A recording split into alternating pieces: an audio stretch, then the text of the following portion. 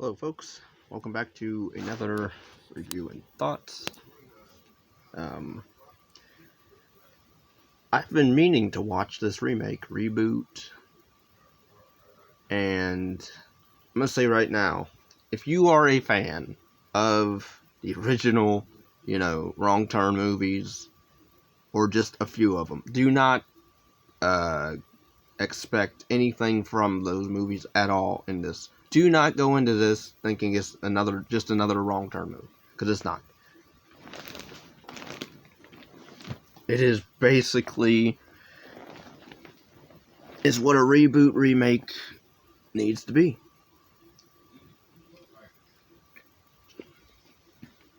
Which is basically a movie that is different for a series that is trying to, redo or give a new imagining on new take, whatever, reimagining. But yeah, I really liked the movie. Now, I don't know if I can't say I loved it, but I would say I liked watching it, and I wouldn't mind watching it again, because I really did like it. I don't want to say love, but I liked most of it, and it didn't, make me mad with the ending at all, which is surprising, because, these stupid horror movies nowadays, they're all depressing.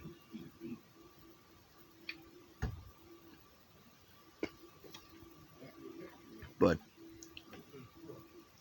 basically, this one is now the plot line is basically Wrong Turn at first. It's 6 friends, I believe,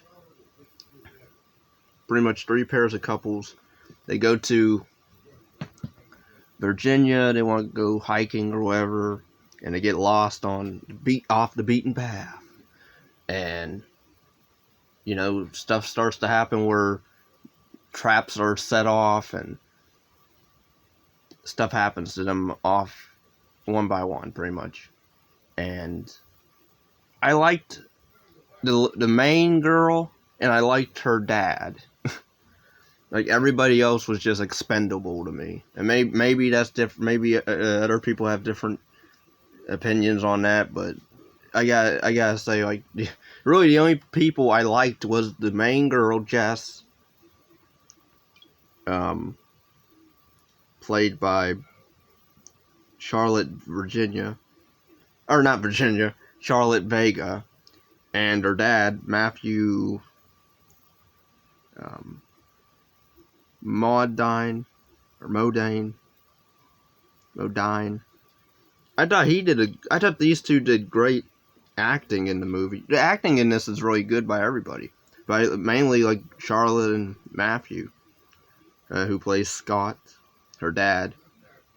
Which the movie starts out with him. I think it's either 6 weeks later or 6 days earlier. Not later, but earlier, because he's looking for her. And or no, it starts out later. It starts out 6 days or 6 weeks later, and then it goes back earlier, days earlier or whatever. And she's been missing. He's trying to find her. So you have that second subplot, and basically it's a lot of people compare this to Midsummer, which I was really I was afraid of that, because I hate Midsummer and I hate Hereditary, especially the stupid endings. But like, people made comparisons of Midsummer with the gore and like some of the storyline. I mean, the storyline to this is I don't want to say part of it kind of is. I would say don't read on don't read Wikipedia or IMDb for the plot synopsis, because it gives away a twist, pretty much, or what you don't expect anyway in this one. But I even liked the villain a little bit, but the whole, backstory of this society, I would just say, in these mountains, these mountain people. They do explore that a bit. They explain it a bit. Um, and it's really a movie of succeeding or diverting expectations where you're expecting it to go this way, but it really goes the other way, sort of like Last Jedi, which I like. But yeah, like with the even some of the characters, like earlier on, where they're at the bar, these some of the townspeople, you think they're going to be douchebags to these young hipster folk, which they kind of, because they're judging these Virginia people, South people, pretty much for, I guess, stereotyping, pretty much. And there's a character in here that's annoying, one of the main people, which he's basically like, I want to say his character was kind of racist, but then he's judging these people by their, so I guess he kind of is racist, but he's trying to pretend like he isn't, and mentioning like the Confederate flag and all that, and so, but I liked the main girl, Jess, and her dad, Scott, who their relationship where I guess she has like a stepmom, I guess, and like they don't get along, and even the stepmom's like even trying to get the dad to like give up on his daughter, who's not answering her phone, because they have a strange relationship and they don't really talk much. But he's worried about her, so that's why he goes out there. And then when it goes to him after everything with the daughter at first, you think it's done with at first. Or you wonder how that's going to conclude. Then he goes off on his own adventure to find her. And at first, when he gets places, and somehow he has all this money and he spends it to look for his daughter. And really, he wasted that money because he could have spent it on better people to aid him in this expedition to find his daughter. But the gore in this is fine. It's pretty gory when it needs to be. But yeah, overall, I like the movie. It's not your typical wrong turn movie at all. I don't even know if to call this wrong turn. Like, and that's not, I don't want to say that's a bad thing, because it's really not. But, because it's called Wrong Turn, and then there's another subtitle for it, The Foundation, or just Foundation. I don't know if maybe it was originally called Foundation, and they just slapped on the name Wrong Turn to get more buzz.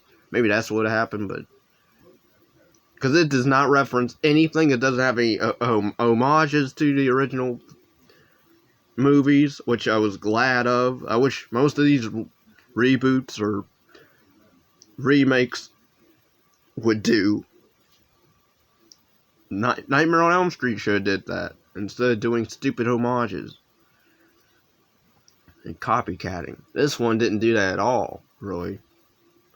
And even the ending, like, it has, like, I think it has, like, 2 almost endings at first. You think it's going to go this way, and then that way, but then, no. I don't know if I should say it really has 3 endings, but I would just say it has 2. But I would say watch, stay for the end credit, when you see the credits, stay, because there's more to it, which, the way it was doing it, and I was like, come on. And then it did what I was hoping it would do. It did. And I was impressed. I can't say I loved the film again, because I'm not a big Wrong Turn fan. But again, this is not a Wrong Turn movie. So people need to get that out their heads. As soon as it says Wrong Turn, but it's not at all. Like, the premise of the characters at first is Wrong Turn, but then it completely goes different. It does like a 380, 360.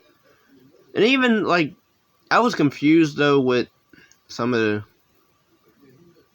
I don't want to spoil the movie really. That's why I'm trying to not spoil anything, because I want people to actually watch this and go into it not expecting it to be, you know, typical horror movie. It's really a thriller. It's more of a thriller, kind of horror. It's horror, but it's more serious thriller and drama.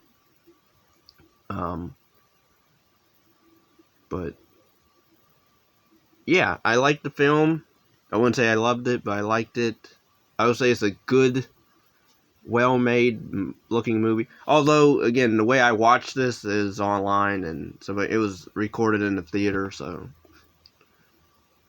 when I am going to buy this movie though on DVD for sure, because I did like it overall.